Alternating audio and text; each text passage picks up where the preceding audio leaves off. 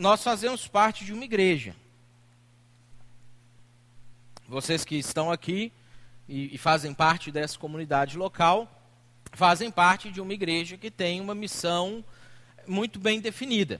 Né? O nosso objetivo como igreja, a nossa missão como igreja é levar as pessoas a conhecerem e serem como Jesus.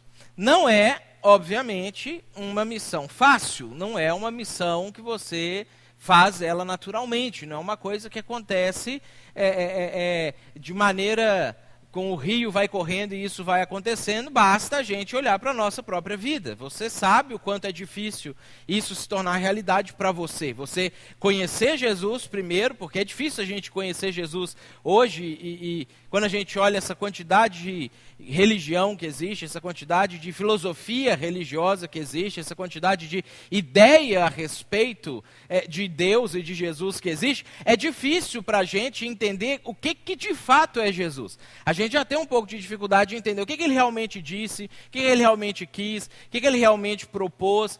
Isso já é um pouco difícil. Conhecer Jesus é um pouco difícil. E é interessante que, assim, à medida que a gente vai caminhando, lendo a Bíblia, participando de estudo, ouvindo alguém que fala a respeito de Jesus, volta e meia a gente descobre um negócio novo sobre Jesus. A gente descobre um negócio assim, puxa, eu nunca tinha olhado Jesus nesse ângulo. Então, conhecer Jesus já não é um negócio natural. Se tornar como Jesus é mais antinatural ainda. Porque Jesus, ele é exatamente o oposto daquilo que a gente se tornou por causa do pecado. Porque Jesus, ele vem para mostrar para a gente o que seria um ser humano sem pecado. Depois que a gente já cometeu o pecado. Ou seja, a gente nem tem a opção de virar uma pessoa do zero como Jesus. Não, a gente já está no caminho oposto. Para nos tornarmos como Jesus, a gente precisa fazer uma volta da onde a gente está e voltar e começar a seguir um caminho totalmente diferente do caminho que a gente seguiu. Isso não é natural. E essa é a nossa missão como igreja. É isso que a gente deseja fazer como Igreja Betânia aqui em São Leopoldo. Queremos que as pessoas conheçam Jesus e queremos que as pessoas, uma vez que elas conhecem Jesus, se tornem como Jesus. Não é uma missão fácil. Quando a gente pensa na forma que a gente entende que Jesus chamou a gente para fazer isso particularmente, porque uma outra coisa que a gente acredita como igreja também, é que Jesus ele não falou um negócio 2000 anos atrás, jogou para a gente e sumiu. Porque quando Jesus ele chama os discípulos dele e ele comissiona os discípulos para poder cumprir essa missão de fazer com que as pessoas conheçam ele e se tornem como ele, Jesus no final disso vira para os discípulos e fala assim, olha, uma coisa vocês podem ter certeza, eu vou estar com vocês todos os dias, até o dia que acabar, até o dia que chegar o fim, e a gente não chegou no fim ainda. Então, o que a gente entende disso? Depois quando a gente lê Atos, depois quando a gente continua lendo o restante da Bíblia, nós entendemos que apesar de Jesus ter saído fisicamente da terra no dia da sua ascensão, há 1970 e poucos anos atrás, apesar de Jesus ter saído fisicamente, corporalmente da terra, Jesus ele permanece agindo através da igreja, de uma maneira sobrenatural, de uma maneira espiritual, de uma maneira que a gente precisa aprender a entender, aprender a fazer esse tipo de leitura, porque não é natural para a gente enxergar essas coisas no dia a dia, já que Jesus faz isso espiritualmente e o nosso espírito não acompanha a nossa idade cronológica. Né? Você cresceu cronologicamente, você passou por etapas na sua vida, você amadureceu coisas na sua vida, o seu corpo avança muito mais rápido do que a sua alma, do que as suas emoções, do que as suas concepções, por isso que às vezes a gente chega numa determinada idade e não alcança tudo aquilo que a gente mesmo achava que deveria ter alcançado naquela determinada idade, aí a gente entende que ainda tem coisas para amadurecer, tem coisas para resolver, tem coisas para aprimorar. E o nosso espírito, ele cresce muito mais devagar ainda, porque o nosso espírito é uma parte da gente que às vezes a gente demora muito tempo a se dar conta que ele existe. E mesmo depois que a gente se dá conta de que além da composição material, física e da composição emocional ou cognitiva, a gente ainda tem uma composição espiritual. Quando a gente se dá conta disso, a gente não sabe exatamente o que fazer para poder desenvolver o nosso espírito, ou a nossa vida espiritual, ou a nossa espiritualidade. Aí tem um monte de nome que a gente pode aplicar para esse tipo de coisa.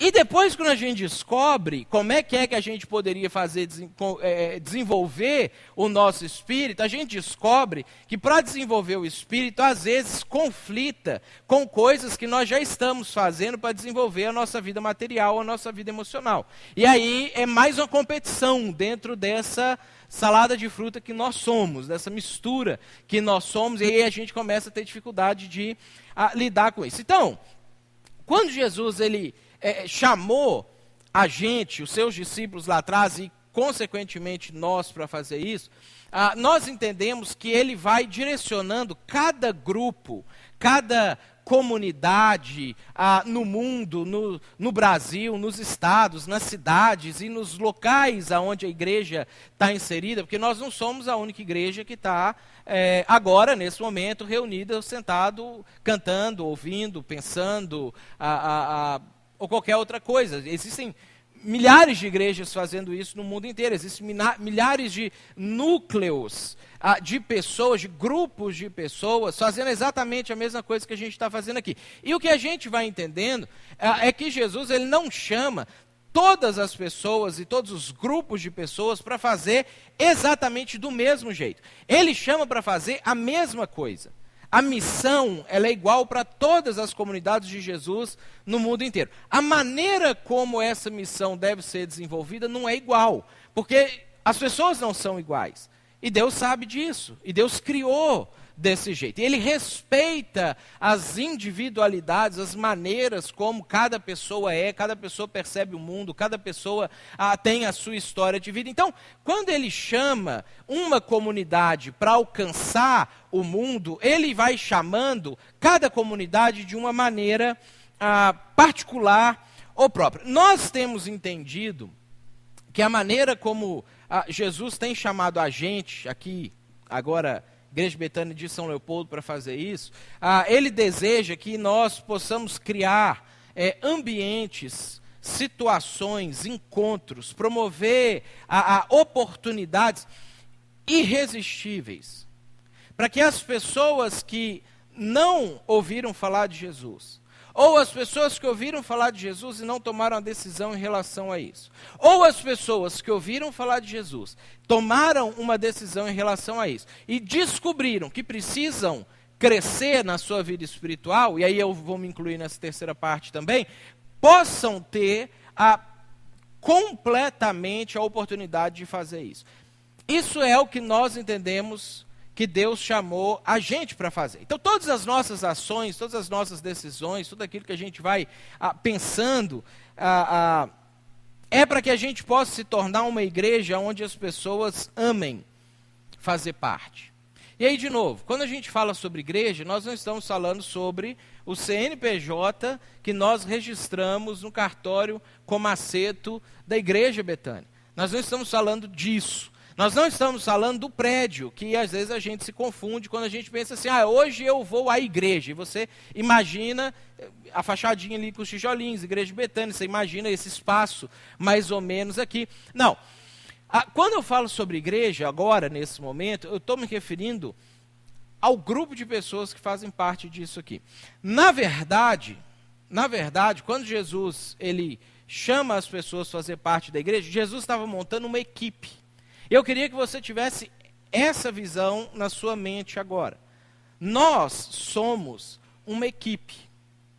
E aí você pode imaginar equipe de venda, você pode imaginar equipe de futebol, você pode imaginar equipe, sei lá, do que é que você faz no seu trabalho, mas independente de que tipo de equipe você imaginou, para que uma equipe funcione, as pessoas precisam estar juntas, organizadas, caminhando no mesmo sentido. Igreja é uma equipe. Nós somos uma equipe que Jesus montou para poder alcançar com a mensagem do Evangelho, não só a gente mesmo, porque nós precisamos da mensagem do Evangelho diariamente nas nossas vidas, mas as pessoas que também ainda não ouviram e não entenderam. Então, a igreja, uma definição interessante para a gente pensar nela, que é que eu quero que a gente trabalhe com ela hoje, é uma equipe de pessoas que entenderam a missão de Jesus, aceitaram para si, entenderam que Jesus chamou individualmente você para compor essa equipe e aceitou para si essa missão, e resolveu se juntar com outras pessoas que também entenderam e também aceitaram para compor essa equipe e cumprir a missão de Jesus. É isso que eu quero que você pense a respeito de igreja, enquanto a gente vai comentar aqui, a gente vai pensar e depois ler o texto bíblico pensando sobre isso. Pensando sobre essa ideia, existem algumas coisas que definem se nós estamos juntos nessa equipe ou não. Existem algumas coisas que ajudam a gente a encontrar qual que é o nível de participação nossa nisso, se há algum tipo de participação, aonde nós estamos, aonde nós podemos melhorar para que a gente consiga cumprir a missão de Jesus. E tudo isso a gente tira do próprio Jesus. A gente tira daquilo que Jesus definiu para a gente quando ele foi falando para a gente. Uma das coisas que ajuda a gente a definir é se a gente serve em algum ministério. Se a gente faz parte de alguma coisa que acontece dentro da igreja para a consecução do objetivo. Para que a gente consiga chegar lá onde a gente entendeu que Jesus está chamando a gente para chegar como equipe. Como equipe. Você pode servir a Deus sozinho, independente da igreja, no seu dia a dia, na maneira que você quiser. Mas pensando na igreja como equipe, isso significa que você também precisa fazer parte de alguma coisa dentro. E quando a gente faz parte de algum ministério, é porque a gente entendeu não somente o que Deus quer que a gente faça, mas a gente também entendeu com que tipos de dons e talentos Deus nos capacitou para a gente poder fazer aquilo ali. Então, você precisa ter um conhecimento para fora, você precisa ter um conhecimento externo, e você precisa ter um autoconhecimento também. Quais foram os dons, as habilidades e os talentos que Deus deu para você, especificamente, para você poder servir de alguma maneira. Outro elemento que faz parte, ou que define que a gente está junto nessa equipe, é estar conectado a um grupo. Porque a gente entende que Deus, Ele não nos chama para fazer isso sozinhos. Deus não nos chama para viver a vida cristã individualmente. E Deus não nos chama para viver a nossa vida cristã somente no nosso núcleo familiar. Deus chama a gente para viver a vida cristã num núcleo coletivo. E aí quando a gente entende isso, aí como igreja local, como grupo local, nós dividimos a igreja e dividimos a cidade em regiões, em grupos de pessoas, porque nesse tempo que a gente tem junto aqui, nós não temos a oportunidade de interação. Não pode todo mundo agora resolver fazer perguntas, ou não pode agora todo mundo resolver abrir o coração e contar alguma dificuldade da vida. Não pode agora todo mundo, a gente não teria tempo para poder fazer isso. Só que essas coisas são importantes. Essas coisas, elas fazem parte da igreja. Então o que a gente faz? Nós resolvemos dividir a gente em grupos menores de pessoas que possam se reunir para que essas coisas possam acontecer. E isso a gente entende que é a vontade de Deus para a gente também. Uma terceira coisa que faz parte disso e que a gente precisa entender como definição de união da equipe é a contribuição financeira. Nós somos chamados também por Deus a dar um percentual dos nossos ganhos. E a gente faz isso porque a gente entende, a gente chega a uma compreensão que tudo o que a gente tem pertence a Deus, não é nosso. Tudo o que você possui hoje, qualquer coisa que você citar, que você está pensando agora, seu saldo bancário, menos as dívidas, né? Porque Deus ensinou você, também teria te ensinado a poder administrar a sua vida financeira para não chegar lá. Mas se chegou, Deus vai dar ainda o dinheiro e Ele pode te dar a sabedoria, basta você usar para você resolver isso. Tudo o que você possui pertence a Deus. O que você comeu hoje, você comeu porque Deus deu para você. E esse é um princípio interessante que às vezes a gente perdeu, porque quando a gente... tem algumas passagens na Bíblia, por exemplo, que ensinam a gente que nós não podemos comer sangue, nós não podemos nos alimentar de sangue. Isso vem desde Gênesis capítulo 9, vem passando pelos livros de Moisés, e quando a igreja reuniu lá em Atos 15 para definir, quando a pessoa ela entendeu o evangelho e aceitar Jesus, o que ela precisa fazer? Quais são as regras que ela precisa cumprir? Quais são as práticas iniciais? Eles definiram basicamente 3 coisas. Eles têm que abandonar os outros deuses, eles têm que manter a pureza sexual e eles precisam parar de comer sangue. E é muito interessante porque as 2 primeiras coisas elas são meio óbvias quando a gente pensa a respeito de religião. A terceira coisa, ela não é óbvia. E quando a gente vai entender por que a gente não pode comer sangue, é porque quando Deus ele deu para o ser humano, autorizou o ser humano se alimentar de carne de animal, Deus falou para o ser humano o seguinte: não é seu. A vida desse animal não é sua. Você não tem direito sobre ela. Porque não foi você que deu essa vida. Agora, se você quiser se alimentar, você vai precisar se alimentar, você vai fazer isso porque eu, que sou o dono da vida, estou dando isso para você. E aí, na Bíblia, e Deus vai falar isso lá, quando ele cria essa regra lá em Gênesis 9, ele fala assim, o símbolo da vida é o sangue. Por isso que a gente fala que o sangue de Jesus purifica a gente dos nossos pecados. Não é o sangue físico, porque a vida de Jesus, as ações de Jesus, Jesus tem entregado a vida dele por nós, e aí o sangue simboliza isso na Bíblia, é que de fato perdoa a gente dos pecados que a gente comete. Então o que Deus fala? Você vai poder comer o animal, que é meu, eu estou te dando ele, mas você não vai poder se alimentar do sangue. Por quê? Porque todas as vezes que você comer o animal, você precisa se lembrar que ele não é seu, que ele é meu, que a vida não era sua, era minha, e eu dei ela para você poder se alimentar. Isso, gente, é um tipo de ensinamento que ele precisa ser, a Bíblia faz isso, ampliado para todas as áreas da nossa vida. E isso, inclusive, a nossa vida financeira. Então, quando a gente entende isso, que toda a nossa vida é de Deus, a nossa renda é de Deus, nossos bens materiais são de Deus, e a gente entende que Deus definiu que nós deveríamos dar um percentual dos nossos ganhos financeiros, nós estamos entendendo que nós somos administradores daquilo que Deus nos deu, e a gente precisa administrar da maneira dele. Não da nossa maneira, não da forma que vem na nossa mente de fazer, mas da maneira como ele definiu fazer. Então, assim, essas 3 coisas aqui, elas são, vamos dizer assim, definidoras de que nós fazemos parte de um grupo, de uma igreja, e essas são algumas ações, as principais ações que a gente precisa se envolver para que a equipe funcione, para que a gente consiga fazer com que todas as coisas aconteçam. Tem uma 4ª coisa, que é o que eu quero tratar nessa noite especificamente, eu quero que a gente avance nela, que é convidar um amigo. É a 4ª coisa que a gente, como igreja ou como equipe, precisa fazer para que aquilo que a gente foi chamado para fazer como missão que Jesus deu para a gente possa se cumprir.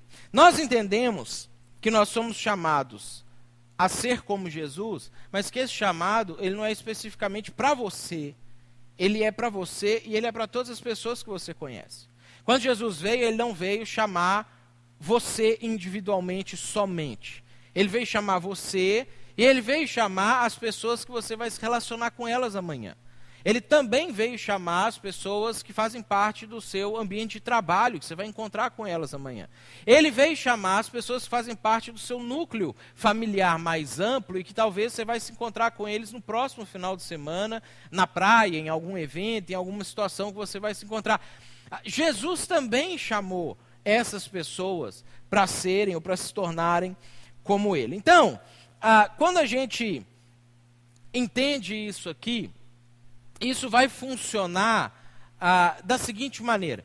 A gente, então, entende o chamado de Jesus para a gente serve em algum ministério, algum tipo de ação, a gente se conecta a um grupo de pessoas, e isso faz com que a gente cresça espiritualmente, emocionalmente e até mesmo materialmente, que a gente aprende coisas que a gente pode aplicar literalmente na nossa vida, no nosso dia a dia. A gente contribui com um percentual dos nossos ganhos.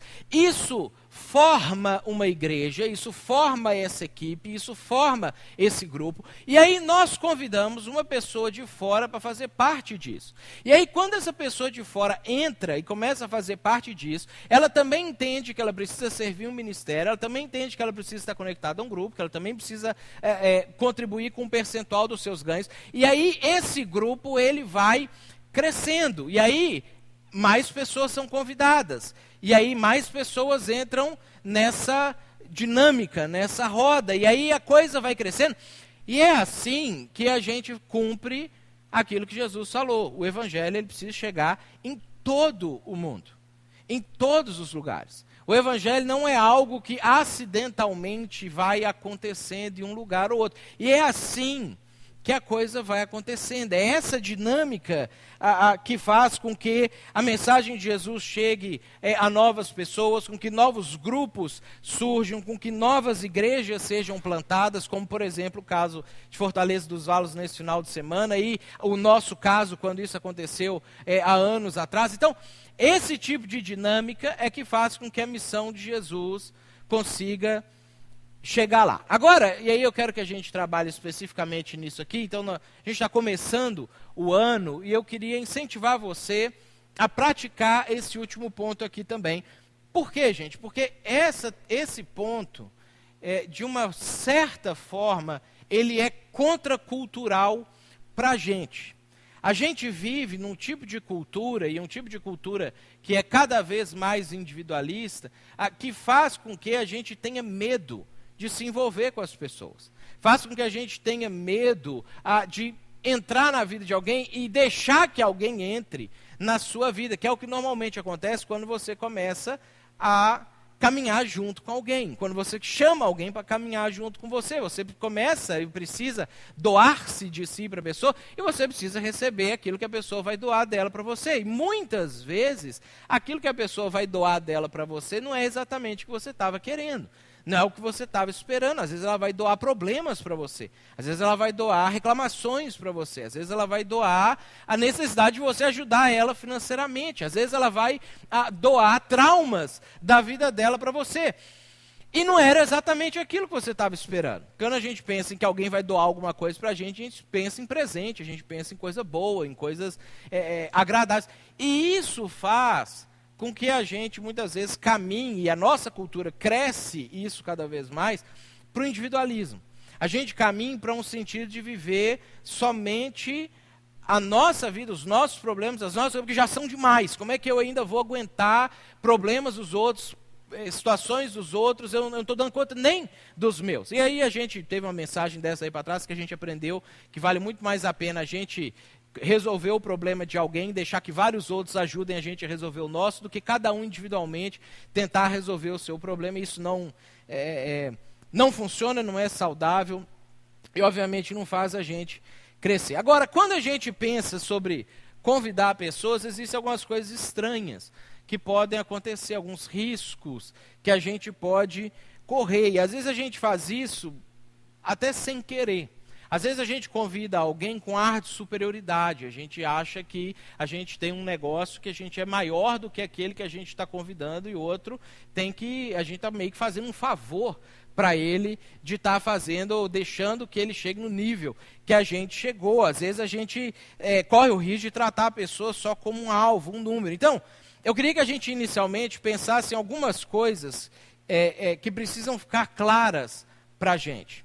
Nós não convidamos pessoas porque a gente quer que a nossa igreja cresça. Esse não é o objetivo pelo qual a gente convida alguém. A igreja cresce como efeito colateral disso. O grupo aumenta como efeito cascata disso, mas não é o primeiro alvo. A gente não pode olhar para as pessoas que a gente deseja que cheguem a nós como um alvo para que a nossa igreja cresça. Porque quando a gente faz isso, a gente perde aquilo que é o mais essencial, que é a importância da pessoa. A gente transfere a importância que a pessoa tem para a importância que a gente dá para o grupo ou para a organização. E aí, quando a pessoa não faz parte, ou a pessoa não chega, a nossa tendência é largar a pessoa, é descartar a pessoa, é esquecer da pessoa para lá. Por outro lado, isso aqui também tem um efeito reverso interessante. Às vezes a gente, quando pensa que a gente convida pessoas porque a gente quer que a igreja cresça, pode ser que você chega num momento, ou numa visão, ou numa ideia na sua cabeça, você fala assim, eu não quero que a igreja cresça mais do que ela já está. Já é um número bom, já tem um número bacana de pessoas, eu não quero que mais pessoas façam parte disso aqui, porque senão pode quebrar a nossa comunhão, nossa intimidade, o nosso relacionamento. Então eu não vou convidar ninguém para fazer parte disso. Porque é o mesmo tipo de visão funcionando de maneira reversa. Esse não é o objetivo. Quando a gente convida uma pessoa, nós não fazemos isso também porque nós somos obrigados a convidar. E esse é outro risco que a gente corre. Às vezes a gente convida porque a gente sente peso na consciência. Porque a gente pensa assim, puxa, eu tenho que fazer porque a igreja mandou eu fazer. Porque o fulano de tal lá da igreja está fazendo e os convidados dele estão chegando e nunca convidados meus vão e aí eu preciso mostrar serviço também. Ou às vezes, porque a gente quer simplesmente lavar as mãos em relação àquela pessoa. Falei o que tinha que falar, disse o que tinha que dizer, você está aí com a sua informação, você está aí com aquilo que você precisa tomar decisão na sua vida, agora o problema é seu. E eu não tenho mais responsabilidade com você, eu não tenho mais obrigação com você. E nós também não convidamos porque achamos que a pessoa é pior do que nós. E é outro cuidado que a gente precisa tomar. Tem um escritor que eu não gosto dele, mas ele falou um negócio inteligente nesse momento, chama Brennan Manning, é um cara que alguns de vocês eu sei que gosta. Ele fala assim, pregar o evangelho é um mendigo contando para outro mendigo aonde encontrar o pão. Não é porque alguém é melhor e tem os pães e agora vai conceder o pão para aquele que não tem. Quando a gente comunica o evangelho, nós não somos melhores do que a pessoa que está recebendo a mensagem do evangelho. E às vezes, né, a gente encontra pessoas muito melhores do que nós fora da igreja. Talvez não melhor do que você. Você vai falar, Mateus exagerou agora, melhor que eu não. Né? Mas melhor do que a pessoa que está na sua frente ou a pessoa que está no seu lado. Aí eu sei que você acha que tem gente fora da igreja que é melhor do que essa pessoa que está assim. A gente pensa essas coisas. E de fato, muitas vezes é. Muitas vezes os valores que as pessoas têm não estão vinculados com ser ou não ser cristão, com participar ou não participar da igreja. O que a gente vai descobrir é que, na verdade, em algumas áreas tem gente muito melhor do que a gente, em outras áreas a gente é melhor do que muita gente, mas no final das contas somos todos mendigos que precisam de pão. Somos todos pessoas carentes da graça e do amor de Deus. E quando a gente comunica o evangelho, a gente está fazendo isso com pessoas que são iguais a gente. Então esses são alguns cuidados que a gente precisa tomar quando a gente pensar sobre convidar alguém. Não convidamos por nenhum desses motivos. Na verdade, nós convidamos porque Jesus fez a nossa vida melhor. E Jesus está fazendo a gente melhor para a vida. É por isso que a gente convida alguém para fazer parte. Esse precisa ser o nosso pensamento. É isso que precisa chegar na nossa consciência. Jesus nos deu a esperança de vida eterna. Ele contou para a gente que a vida não vai acabar aqui, que não encerra com essa existência nossa aqui. E que a gente pode ter uma vida eterna excelente. A gente pode viver para sempre junto com o Criador de todas as coisas, em uma vida plena. Agora, Jesus contou para a gente que não é só para lá essa vida plena. Não, a gente pode começar a viver essas coisas hoje aqui. A gente pode começar a experimentar esse tipo de coisa na nossa vida. E sabe o que acontece, gente? Na verdade, quando a gente se aproxima de Jesus, de verdade, a gente conhece Jesus, a gente experimenta Jesus, isso acontece na vida da gente. A nossa vida melhora. E Jesus começa a melhorar a gente para a vida também. Você pode olhar para alguém que está do seu lado aí e pensar, eu conheço gente pior do que ele lá fora. Mas ele era muito pior antes de vir para a igreja, assim como você. Se você entendeu a mensagem, Jesus está fazendo diferença, algum tipo de diferença na sua vida. Jesus dá um propósito de vida para a gente. Ele dá um objetivo de por que a gente deve viver. Ele dá um alvo que é muito maior do que a gente, que é muito maior do que qualquer alvo pessoal que você estabeleça para a sua vida. E o convite é importante, porque existem coisas a respeito de Jesus que precisam ser vividas.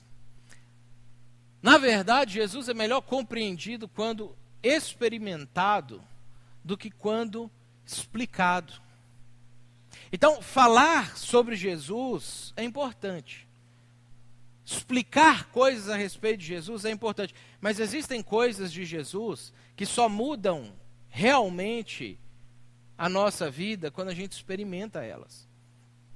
A vida cristã, todas essas coisas que eu coloquei para vocês aqui antes, servir, doar, se unir a outras pessoas, essas coisas são coisas que Jesus fez. E que quando Jesus fez, ele fez isso como exemplo, como modelo para a gente. E aí quando a gente pensa sobre se tornar como Jesus, não tem como a gente se tornar como Jesus se a gente não experimentar essas coisas que o próprio Jesus viveu. Se essas coisas não fizerem parte integral da nossa vida. Um exemplo interessante disso é o amor. Jesus ensinou para a gente que a gente tem que amar. Ele disse isso para a gente. Qualquer pessoa sabe, isso é tipo óbvio que Jesus disse. Agora, apesar de Jesus ter dito que a gente precisa amar, a gente não vê o amor crescendo no mundo da gente. Às vezes, a gente não vê o amor crescendo nem dentro da gente. Apesar de a gente saber que a gente tem que amar. Por quê? Porque quando você entende um conceito de amor, qualquer que seja o conceito que você pense sobre ele, ou que você leia sobre ele a respeito de amor, ele é um conceito quase utópico. Ele é um conceito quase inatingível. E às vezes a gente acha que é inatingível mesmo. Se a gente pegar o conceito de amor da Bíblia, lá de 1 Coríntios 13, ele é um tipo de amor que a gente olha para ele e fala assim, não tem como a gente viver isso. Quando a gente pensa no conceito. E aí Paulo ele vai falar, o amor, ele não se ensoberbece, o amor não arde em ciúmes, ele não se ufana, ele não se alegra com a injustiça, o amor tudo suporta, tudo crê, tudo espera. E aí ele vai trazendo definições ali, que quando a gente olha para isso, a gente pensa, isso é utopia, não tem como a gente viver esse tipo de coisa. Agora, quando a gente para de olhar para o conceito, e a gente começa a experimentar práticas de amor na vida da gente, a gente descobre que não é utopia. A gente descobre que isso pode ser vivido. Quando a gente sai somente da explicação e a gente entra na experimentação. Eu percebo isso na minha vida, porque quando eu olho para a questão de amor, nenhuma definição sociológica, filosófica, teológica a respeito de amor me daria a compreensão que eu tenho a respeito de amor hoje, se eu não tivesse experimentado e não tivesse vivido isso. Se eu não tivesse, em algum momento da minha vida, ter decidido renunciar coisas minhas pessoais por amor a alguém ou por amor a um grupo de pessoas. E aí, quando eu faço isso, não são só essas pessoas que são alvo disso, que são beneficiadas. Eu cresço porque eu entendo o que é amor. Eu começo a experimentar, a viver isso. Um exemplo que a gente tem simples disso é que a gente escuta pessoas falando que se tornaram pais ou mães, que falam, é um amor inexplicável. Por quê? Porque não adianta você conceituar isso. Se você não viver isso, você nunca vai saber de fato o que é isso. Jesus é assim. Por mais que a gente consiga explicar coisas a respeito de Jesus, se ele não for vivido, experimentado, ele nunca vai ser plenamente compreendido. Então, o convite, ele é para isso. O convite é para que você traga pessoas para experimentar, não somente entender racionalmente ou filosoficamente, mas experimentar na vida delas aquilo que você está experimentando. E a gente tem uma história na Bíblia, lá em João capítulo 4, que eu queria que a gente lesse ela, que vai falar para a gente a respeito da importância do convite, do poder que um convite tem. A partir do versículo 5, Jesus estava fazendo uma viagem, ele estava saindo do sul, indo para o norte de Israel, e aí na metade do caminho ele parou para almoçar, e aí ele chega num determinado lugar, os discípulos dele vão comprar comida, e é essa história que a gente tem aqui. Assim chegou a uma cidade de Samaria, chamada Sicar, perto das terras que Jacó dera a seu filho José. Havia ali um poço de Jacó. Jesus, cansado da viagem, que quando ele esteve aqui, ele era igual a gente, ser humano, normal, abdicou da sua divindade, dos seus poderes, de todas as suas glória e onipresenças, potências e etc. E assumiu exatamente a sua forma. E cansava também. E aí, é o que está acontecendo aqui. Cansado da viagem, sentou-se à beira do poço, e isso se deu por volta do meio-dia. Nisso, veio uma mulher samaritana tirar água. Jesus chega no poço na hora do almoço. Pessoas iam no poço de manhã e ao entardecer. Esse era o horário de ir ao poço. Por isso que não tinha ninguém mais no poço nesse momento aqui. O resto das pessoas normais estavam vivendo a vida delas dentro da cidade de Sicar. Estava cozinhando nesse momento, estava vendendo, estava trabalhando, fazendo, enfim, qualquer coisa da vida delas. Mas chega uma mulher ali. E a gente sabe e entende, quando a gente vai lendo o resto da história, que essa mulher, ela escolhe intencionalmente esse horário para ir no poço, porque ela estava querendo evitar algumas coisas, e talvez até mesmo algumas pessoas. Essa mulher vai nesse horário porque ela tem um problema na vida dela. E aí, a história continua. Disse-lhe Jesus, dê-me um pouco de água. Isso aqui é interessante. Jesus, ele começa o diálogo. Jesus, ele toma uma iniciativa.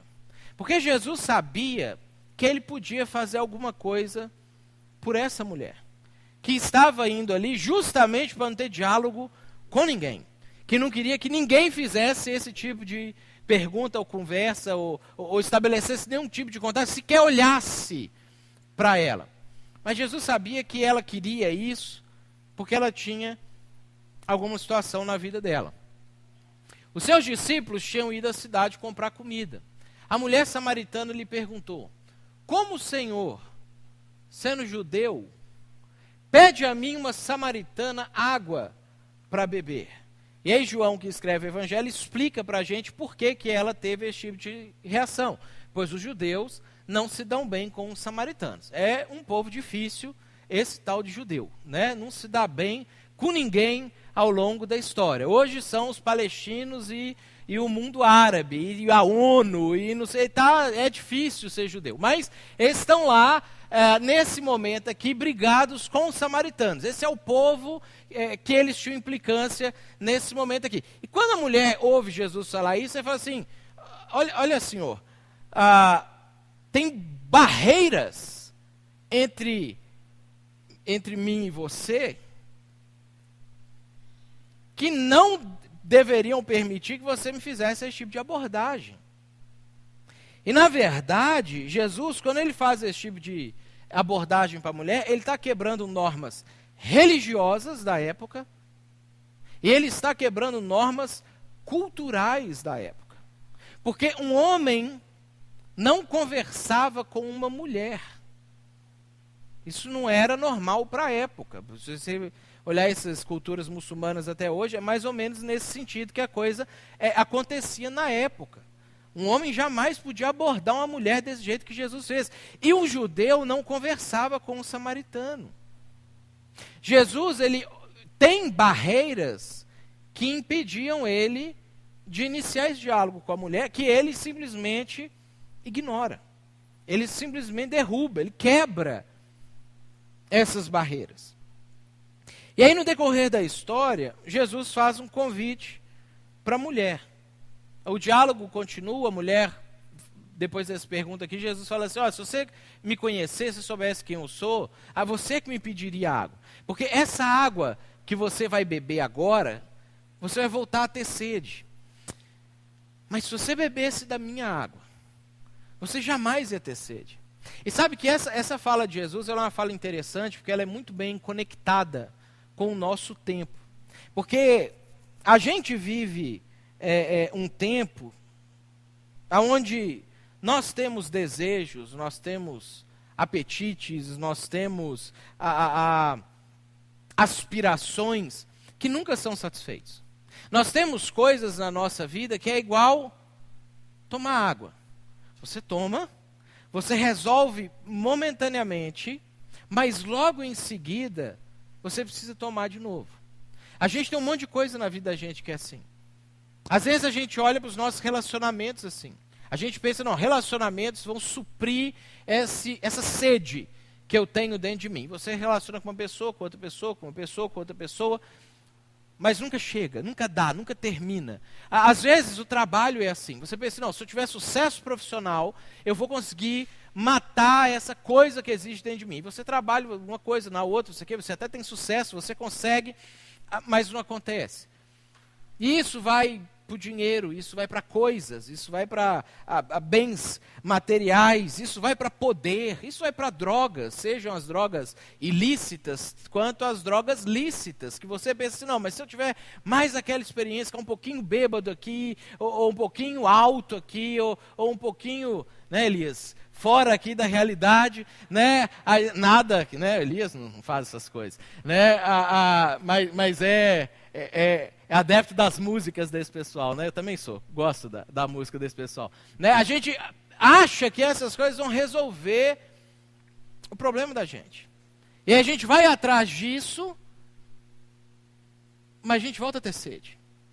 É o que Jesus está falando com a mulher. Mulher, isso que você acha que vai resolver o seu problema, não é.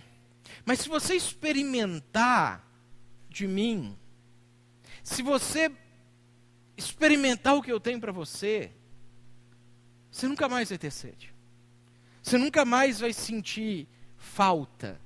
Você nunca mais vai olhar para alguma coisa como sendo a coisa que resolveria o problema da sua vida e depois se frustraria quando você descobrisse que na verdade não era. E aí essa é uma boa pergunta para a gente aqui hoje.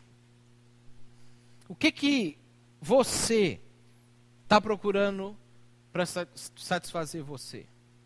O que você colocaria no lugar da água nesse dia aqui da mulher se você tivesse esse encontro de Jesus? O que você acha que vai satisfazer você? O que você achava que iria satisfazer você por último?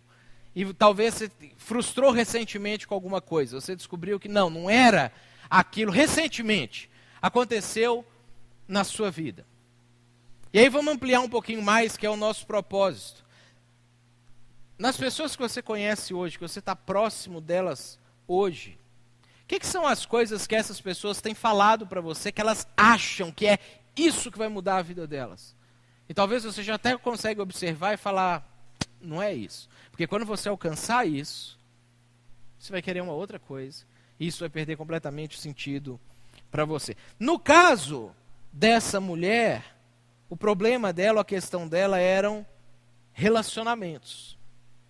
Essa mulher achava que relacionamentos é que iam resolver o problema da vida dela. A verdadeira sede dela, nesse dia que ela encontra com Jesus, é em relação a relacionamentos. E aí é interessante que, como a conversa vai avançando, Jesus toma um passo, ele toma uma decisão, que às vezes é o passo que a gente quer evitar, que ele resolve fundo no problema da mulher. Ele resolve a participar da angústia da mulher, que é às vezes o que a gente não quer fazer com as pessoas e que faz com que a gente evite relacionamentos, evite se aproximar, e às vezes a gente, quando vai escolher com quem se relacionar, a gente tenta procurar as pessoas que a gente acha que não tem problema, ou não tem muitos problemas, ou problemas que podem trazer você para dentro daquilo ali. E aí Jesus, ele chega para a mulher e fala assim, vá e chame o seu marido e volte. Aí a mulher responde, não tem marido. Disse-lhe Jesus, você falou corretamente, dizendo que não tem marido. O fato é que você já teve 5. E o homem com quem agora vive não é seu marido. O que você acabou de dizer é verdade. Jesus vira para a mulher e fala assim, olha, eu sei como é a sua vida. Eu sei do seu passado, eu sei das decisões que você tomou, sei dos seus erros, sei dos seus problemas, eu sei de tudo. E isso não impede que eu faça esse convite para você. Isso não impede que eu queira que você me experimente na sua vida. Nessa época, uma mulher não podia pedir divórcio. Era diferente de como a lei funciona hoje. Só homens podiam pedir divórcio. Isso significa, gente, que essa mulher, ela já tinha sido rejeitada por 5 homens. Ela já tinha ouvido de 5 homens diferentes. Você não serve para mim. Eu não quero você mais.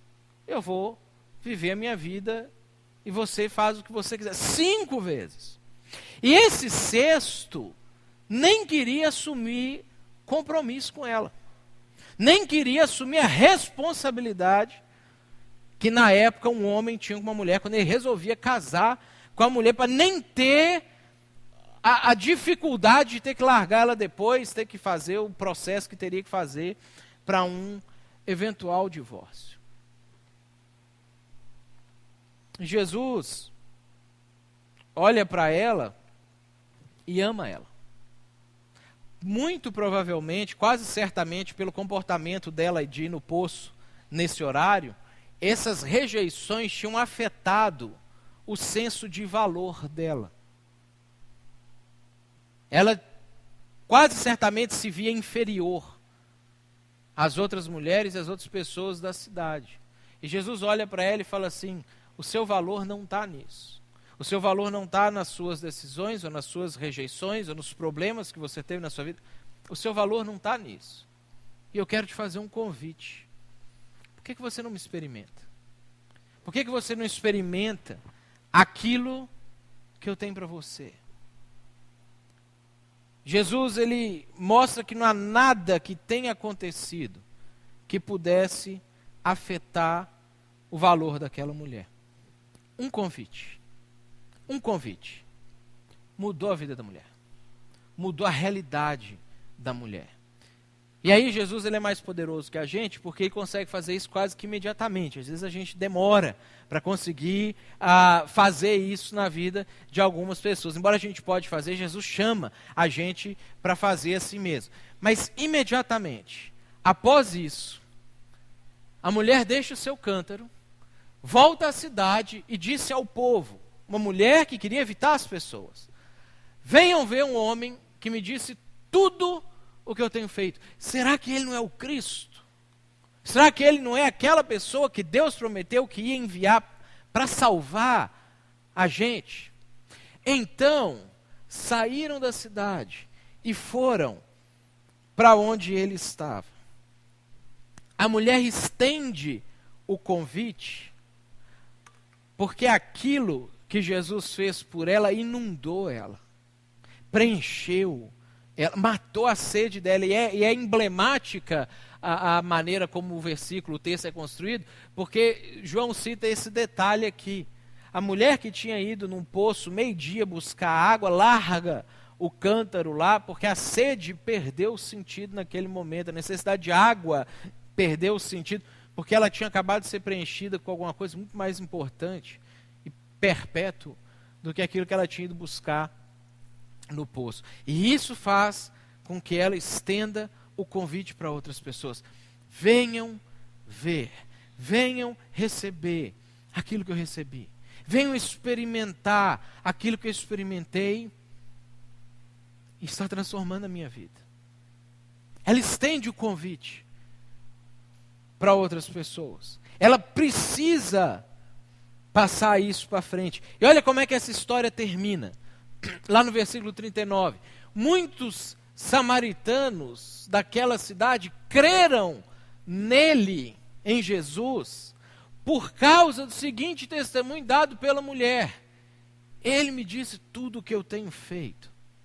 Muitos, gente que provavelmente até rejeitava essa mulher, talvez até ex-maridos dessa mulher, creram em Jesus, porque a mulher fez um convite para eles. Porque a mulher estendeu o convite que Jesus tinha feito para ela, e ela estendeu para outras pessoas. Assim, quando se aproximaram dele, os samaritanos insistiram em que ficasse com eles. E aí, Jesus fica 2 dias com essas pessoas, e por causa da sua palavra, muitos outros creram. Muitos outros creram. E disseram à mulher: agora cremos. Presta atenção na construção da frase. Não somente por causa do que você disse, pois nós mesmos o ouvimos e sabemos que este é realmente o Salvador do mundo. Olha o que eles falam. A gente agora acredita não somente por causa do seu convite, por causa daquilo que você falou, mas agora a gente experimentou. A gente ouviu o seu convite, a gente foi até Jesus e a gente experimentou isso. E isso mudou a vida da gente também. E agora a gente crê que Ele é o Salvador do mundo. Agora, a importância de prestar atenção na construção da frase. É não somente porque é também por causa do seu convite.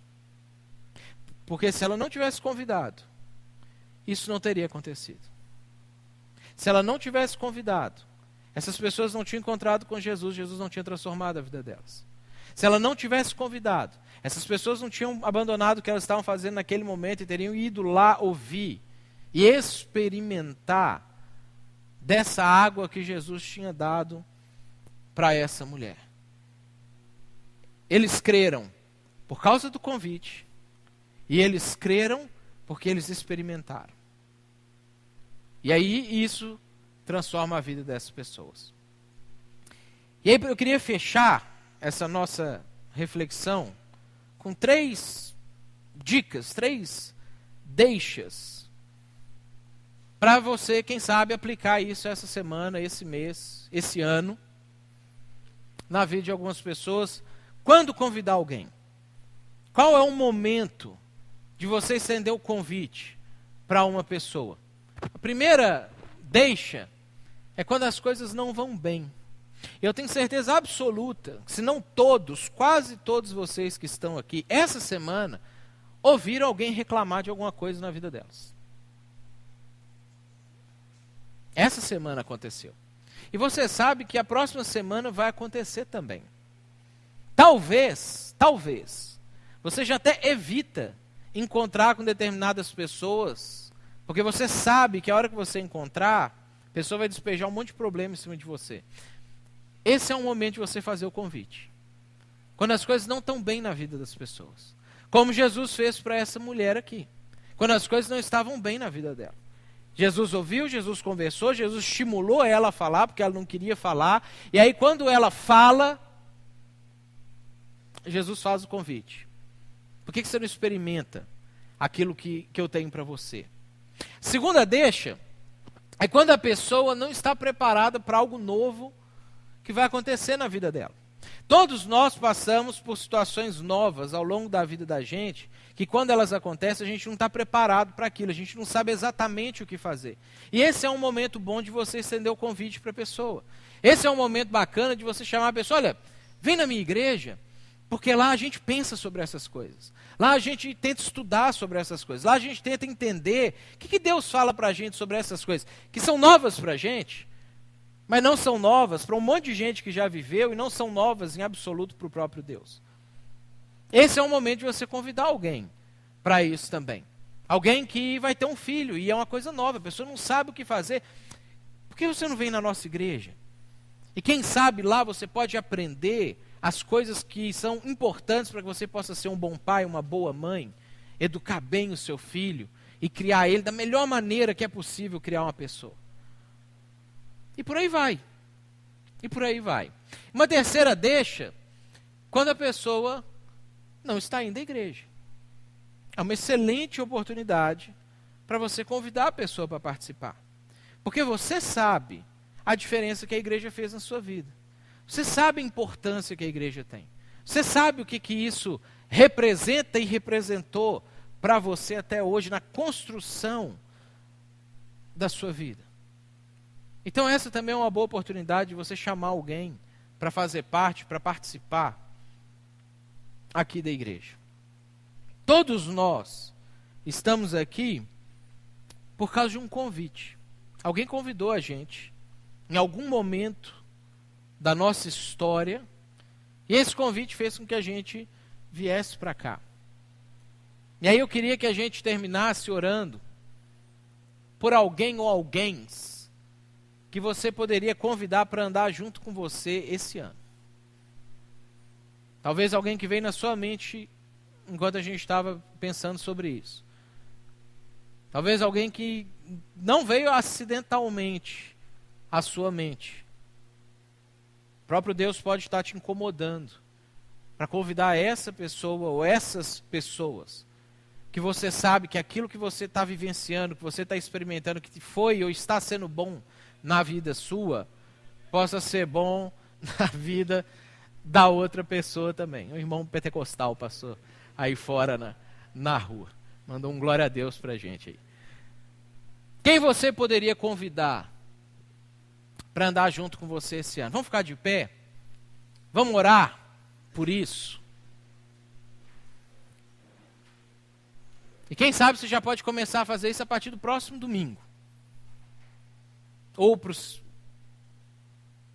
próximo mês. Ou para o próximo encontro de grupo que tiver. Deus, nós somos gratos a Ti, porque um dia Jesus fez um convite para a gente. E esse convite mudou a nossa vida. E nós somos gratos porque ao longo da história várias pessoas convidaram várias pessoas, até que isso chegou para a gente. E aí isso transformou a vida da gente. E Senhor, existem pessoas hoje no nosso entorno, no nosso círculo de amizade, relacionamento, de trabalho, familiar, que a gente sabe que se experimentassem aquilo que a gente tem experimentado, poderiam parar de ter sede, poderiam saciar a sua sede. Nós queremos que o Senhor nos abençoe, nos dê sabedoria, nos dê coragem, nos dê tudo aquilo que a gente precisa, nos dê vontade de quebrar muros, às vezes muros culturais, que hoje são diferentes dos da época, mas que existem também, que atrapalham a gente de chegar nessas pessoas. Ajuda a gente, Deus, a poder passar por isso tudo. E o nosso desejo é poder estender esse convite de amor e de graça que chegou até nós e que a gente sabe que fez bem para a gente, para outras pessoas.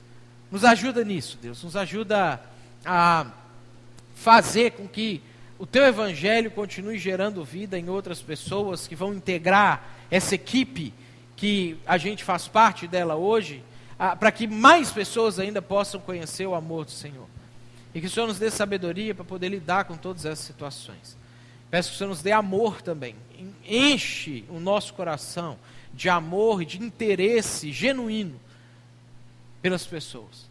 Esse é o nosso desejo, Deus. Pedimos que o Senhor abençoe a gente, leve a gente em paz para casa, dê uma semana abençoada para cada um de nós, uma semana onde a gente possa beber do Senhor, para que o Senhor possa preencher a vida da gente. Nós pedimos que o Senhor cuide da gente, não deixe a gente cair na tentação da individualidade. Livre a gente desse mal. Nós choramos no nome de Jesus. Amém.